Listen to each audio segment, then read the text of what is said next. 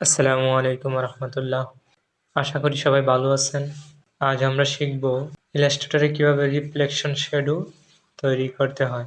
প্রথমে শিফট চেপে ধরে একটি রেক্ট্যাঙ্গেল নিয়ে নিলাম। রেক্ট্যাঙ্গেলটিকে রোটেট করে নিলাম। তারপর ডিরেক্ট সিলেকশন টুল দিয়ে 3টি কর্নার সিলেকশন করে নিলাম রাউন্ড করার জন্য। এবার ডিজাইনটিকে কিবোর্ড থেকে Ctrl+C দিয়ে কপি করে Ctrl+F দিয়ে পেস্ট করে দেব। তারপর শিফট অল্টার ধরে ছোট করে নেব। এবার ছোট শেপটিকে কপি করে বড় শেপটির সাথে নিচে লাগিয়ে দিব। বড় শেপটিকে আরেকটি কপি করে ছোট শেপের নিচে লাগিয়ে দিব। এবার সবগুলোকে একসাথে সিলেকশন করে শেপ বিল্ডার টুল দিয়ে শেপ তৈরি করে নেব।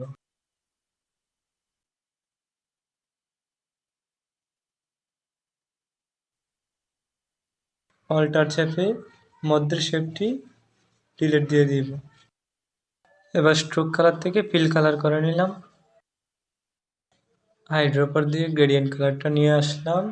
আপনারা আপনাদের ইচ্ছা মতো গ্রেডিয়েন্ট কালার দিয়ে দিবেন।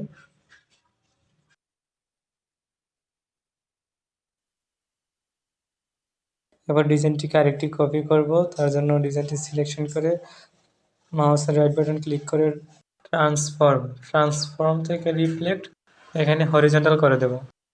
কপি করলাম।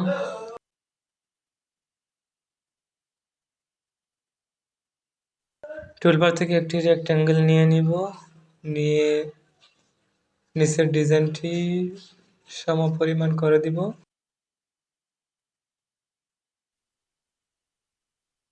তারপর শেপটিকে black and white gradient colour করে দেব। গ্রেডিয়েন্ট টুল দিয়ে হোয়াইট কালারটি উপরে রাখবো আর ব্ল্যাক কালারটি নিচে রাখবো। ব্ল্যাক কালারটি সিলেকশন করে অপাসিটি 0 করে দিলাম। তারপর ডিজাইন এবং শেপ টুলটি সিলেকশন করে অ্যাপারেন্সে চলে যাব। অ্যাপারেন্স থেকে মেক অবজেক্ট মার্কসে ক্লিক করব। তাহলে আমাদের কাজটি সম্পন্ন হয়ে গেল। এখানে আপনারা চাইলে আবার গ্রেডিয়েন্ট টুল থেকে অপাসিটি কমিয়ে বাড়িয়ে আপনাদের ডিজাইনটি সুন্দর করে নিতে পারবেন। ধন্যবাদ সবাইকে।